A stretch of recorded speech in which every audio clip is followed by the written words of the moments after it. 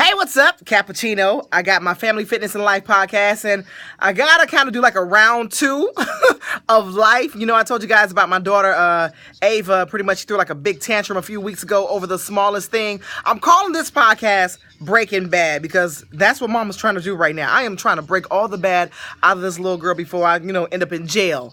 Now, she's only 6 years old, but her tantrums, parents, can y'all relate to this where the older they get, their tantrums start going through like these phases over the most, what I call stupidest things. Of course, you can't tell a child, you stupid. I'm not going to tell her that, but the things she fusses about, oh my goodness.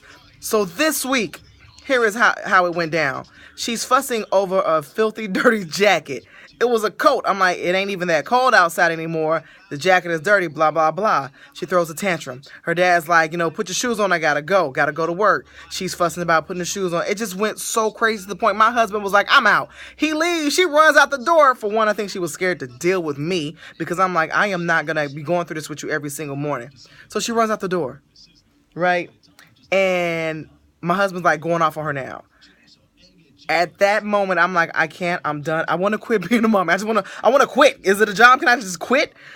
But I decided I'm going to break bad for real. So when I picked her up from school, I laid down the straight up rules. I told her how we felt. They always say, ask your child, how they feel. So when I picked her from school, I said, look, when we get home, you're knocking out this homework. You're going to eat your lunch or your dinner. You're going to take a bath. And it's bedtime. You're not playing anything. She's like, well, what else can I do? You can't do nothing. That's what I had to break it down. You can't do anything. So in the middle of me cooking and her doing the homework, she starts whining. So I call her to the kitchen. I'm like, look, tell me your feelings. Let me know your feelings. She's like, I'm sad. I'm like, why are you sad? Because you're yelling. I said, well, let me tell you how me and Daddy felt this morning. We're sad. We're aggravated. We're hurt. We're feeling disrespected. I laid down every adjective I could think of, and I broke it down to her. I think she kind of understood. So she ended up having to go to bed. That didn't work out well. She ended up throwing a fit. I went to work out, came back home. My husband has the belt, tearing her behind up because she is still not listening. I was like, okay, I'm going to bed. Whatever. Let's hope tomorrow's a whole new day. I think she learned a lesson that night because the next morning when I woke her up, it was so easy to get her butt up. Kids, they drag ass. She got up so easily.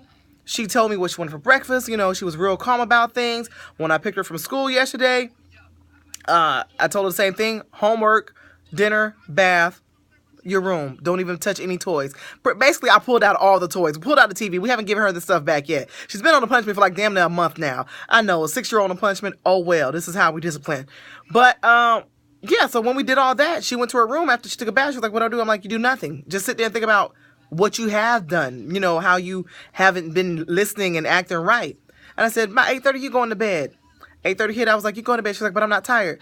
I don't care. And I walked out the room. I didn't have much to say to her. I'm like, I don't want to say too much since you're not listening.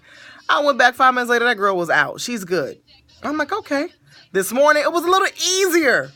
So I'm trying to break bad. Like, seriously, y'all. Thank y'all for just taking the time to even listen to this whole rant about my child and her tantrums. Because, like I said, I cannot be the only parent dealing with these raggedy tantrums that I don't want to deal with on every other day or day to day. So I'm going to holler at you guys next week. We'll see how this weekend goes with her, and punishments and all that. So I'll holler.